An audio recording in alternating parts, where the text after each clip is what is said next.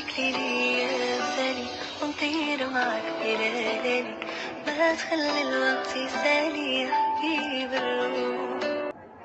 صباح الخير البنات، نتمنى تكونوا بخير وعلى خير وفي اتم الصحه والعافيه. صباح جديد، نهار جديد، اشراقه جديده، اكيد اجواء جديده ان شاء الله. كنستبشروا بالتباشير الخير كل صباح. كيف كتشوفوا، اول حاجه كنشوفها كنوريكم الطبيعه كيفاش صباحه والجو كيفاش صباحه ديال هذا الخريف. اهم حاجه انا غنصايبكم واحد الكيك دريم كيك كيجي صراحه روعه روعه روعه روعه روعه صراحه. الا جربتوا طبيعه الحال اكيد الطريقه اللي غادي نصايبوا معكم بها غادي تحماقوا عليه، من لذيذ في المذاق. ما كيحتاجش كاع المقادير كثيره، تشوفوا مقادير بسيطه ومتناول اليد، كتوجدوه في لحظه، يعني ما كياخذش الوقت. وقت كيبان لكم انه معقد، هو سهل سهل سهل. على بركه الله، نبداو الفيديو. فرجه ممتعه. بالنسبه للمقادير ديال هذا الكيك صراحه جد بسيطه وجدا. نبداو باول حاجه هي الحليب. غنحتاجو 110 سنتيلتر ديال الحليب، حليب عادي درجه حراره المطبخ. غنحتاجو الكاكاو المر 35 غرام ديال الكاكاو المر غير محلى. غنحتاجو السكر من 200 غرام، انا غندير غير 150 غرام ديال السكر. وعندنا بالنسبه للدقيق 125 غرام دقيق، كندير انا خاص بالحلويات، يمكن لكم ديروا اي دقيق. غادي نحتاجو معلقه ديال البيكين باودر، بيضه وحده، ومعلقه صغيره ديال البيكين صودا. غنديروا غير معلقه صغيره ديال البيكين صودا، معلقه ديال البيكين باودر. وغادي نحتاجو اكيد 7 غرام ديال الفاني. وغادي نحتاجو ربع كوب ديال زيت نباتي، اي ما قيمه تقريبا 4 المعالق كبار ديال زيت نباتي هكا. وغادي نحتاجو كذلك 4 المعالق كبار ديال الماء دافئ. الماء الدافئ ما يكونش سخون باش هو غنضيفوه في الكيك. هادو هما المقادير اللي غنحتاجو للكيك ديالنا. كيف كتشوفوا على بركه الله غنبداو بالتحضير ديال هذا الكيك دريم كيك اللي كيجي روعه. هو فيه 3 ديال الطبقات غادي نديرو طبقه الكيك وطبقه الكريمه، وبطبيعه الحال الطبقه الاخيره اللي كتبقى اختياريه غادي نزينوها. بالنسبه للنيسكافيه او نكهه القهوه كتبقى اختياريه، انا غادي نضيفها في الاخير بحق ما غاديش ندير بزاف لاني ما كنبغيش النكهه ديال القهوه تكون قويه في الكيك. اول حاجه على بركه الله الحليب درت له معلقه صغيره ديال الخل باش كيختر معايا وكيتحمض، كيجيني الكيك هكا هشيش وخفيف. خديت البيضه كيف كتشوفوا خصتها، وغنضيف لها المقادير السائله والمقادير جافه طبيعه الحال في الاخير كيف العاده. ضفت لها الزيت وغنضيف لها السكر والمقادير هكا السائله، ونحاول نحركها غير تحريك خفيف، ما نحتاجوش لا طراب لا والو.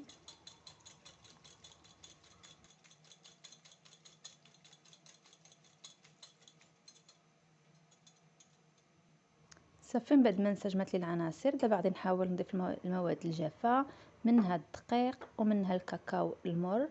من الاحسن الكاكاو المر، منها كيعطي اللون، كيعطي داك اللون الغامق ديال الكيك، تيجي الكيك هكا هشيش وخفيف. غنضيفوا البيكين باودر وبيكين صودا، بيكربونات الصودا والخميره الكيماويه، ونحاولوا نغربلوهم فوق الخليط هكا كيف كتشوفوا.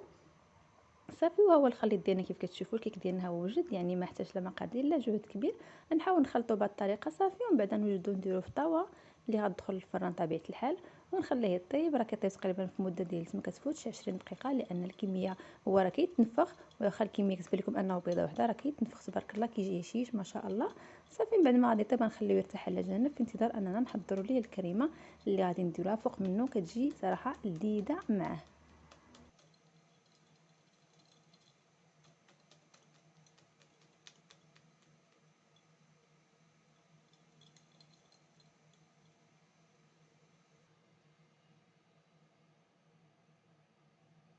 صافي، كتبقى اخر مرحله هي ان ما نساوش الماء طبيعه الحال. 4 المعالق كبار ديال الماء الدافئ سخنتهم من قبل وخليتهم تدفاو ليا على ما وجدت الكيك ديالي، الخليط ديال الكيك. صافي كنضيفهم في المرحله الاخيره. هذه هي التكستور ديال الكيك كيف كتشوفوا. وطبيعه الحال كيف قلت لكم معلقه صغيره د النسكافيه، يمكن لكم ديروا الكميه اللي بغيتوا، ويمكن لكم طبيعه الحال ما بغيتوش ديروها ما ديروهاش. المهم كيف تعرفوا النسكافيه كيتسوى حتى مع الكاكاو المر. انا درت الكميه قليله باش ما تكونش النكهه ديالها طاغيه. انا فضلت انه يكون النكهه ديال هاد الكيك بالشوكولا ونكهه ديال الفاني. بصراحه تعجبني الشوكولا الفاني، انا ماشي محب القهوه، بحق كيجي مذاق القهوه زوين طبيعه الحال.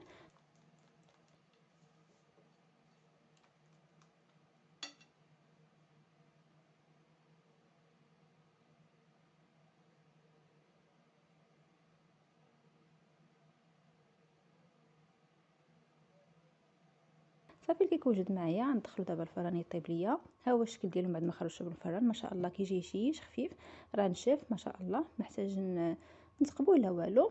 يمكن لكم تسقيوه بالحليب من بعد ما يبرد. انا يبان لي بانه تبارك الله مفزك. كنغطي انا الكيك كنخرجو من الفران بعد ما كيطيب، كنغطيه هذاك الصهد ديالو تيرجع فيه، صافي كيبقى الكيك هشيش ما شاء الله. واخا يبات في الثلاجه كيبقى هشيش بحال كيقول لك، كيبقى بحال شكل جينواز. المهم دابا صافي كيف شفتوا الكيكه هو وجد معايا، غنخليه يرتاح على جنب في انتظار اننا نحضروا الكريمه. بالنسبه للكريمه نحتاجو 2 كيسان كبار ديال الحليب كيف كتشوفوا بهذا. المهم نخليكم المقادير بالضبط في صندوق الوصف. وغنحتاجو 2 معالق كبار ديال الكاكاو المر، او يمكن لكم تديروا كاكاو الحلو ماشي مشكل. معلقه كبيره عامره ديال النشا. قلت لكم كاكاو المر، تقدروا ديروا كاكاو ديال السكر ماشي مشكل. 100 غرام ديال السكر حسب الحلاوه وحسب الذوق ديالكم، غديروا حتى 150 غرام. صافي غنحركوا كلشي وغنديروا فوق العافيه على نار مهيله مع التحريك طبيعه الحال فوق البوطه حتى يختار معايا الخليط. وغادي نديروا معلقه الزبده. انا معلقه الزبده كنديرها في الاخير دابا مع التصوير وداكشي راكم عارفين، هي باش تعطي داك لابغيون، تعطي داك اللون زوين للكريمه ديالتنا. ديروا الكريمه ديروا الزبده تذوب بحراره ديال الكريمه من بعد ما كطيب. انا غير درتها دابا باش من حساب التصوير وصافي. كيف كتعرفوا بالمرات كنحرقوا المراحل في التصوير باش داكشي باش نزربوا على ريوسنا وصافي، ولكن ماشي مشكل كيف صافي نديرها فوق العافيه طيب تختار معايا العافيه مهيله. وديك الساعه الكريمه ديالتي وجدات ليا، بقى لي غير نسيرفيها فوق الشوكولاته والكيك بالشوكولاط ديالي.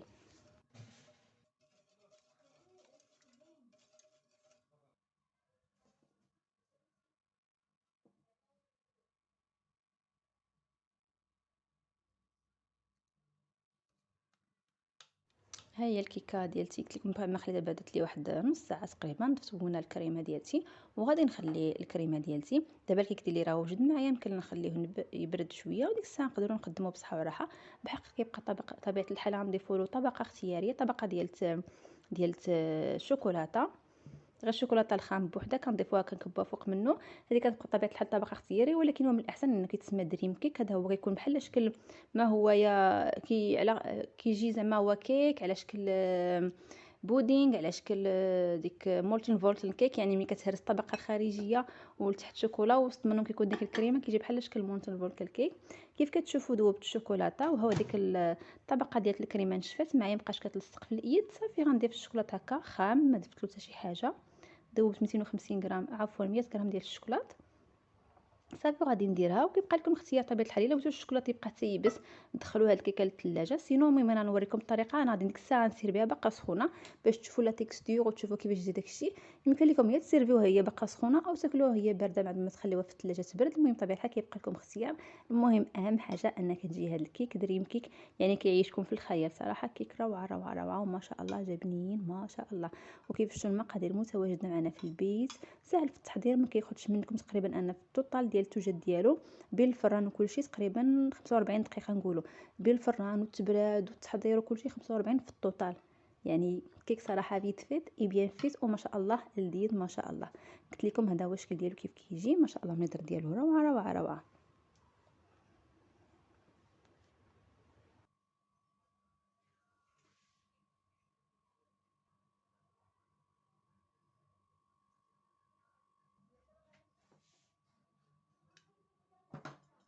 واخر مرحله انا نسوبودريو بالكاكاو الحلو. هذا كاكاو الحلو اللي درت ليه فوق منه هكا. كتزين طبيعه الحال اختيار، كيبقى لكم التقديم كيف ما بغيتو ديروا له. ولكن هذه هي لاستيوس والتريك ديال دريم كيك، انك ديروا له الشوكولاط للفوق وتخليوه حتى يبرد مزيان باش ملي كتهرسوه كيجي داك الكروكون ديال الشوكولاته السوداء فوق منه الكاكاو فوق منه تحت منه الكريمه والكيك. كيجي صراحه واحد المزيج واو واو واو روعه. الكيك ديالي انا جربت عليه صراحه قدمته معكم سخون. كيف كتشوفوا كيجي روعه، كيجي هشيش كيتقطع غير بوحدو فتي كيذوب في الفم ما شاء الله. نتمنى تجربوا الوصفه ديالتي وتستمتعوا بالدريم كيك الروعه. نقول لكم صحتكم وراحتكم وهasta luego. خلي الوقت يسالي يا حبيب الروح، خليك ليلي يا سالي وانطر معك ليالي. ما تخلي الوقت يسالي يا حبيب الروح، وانا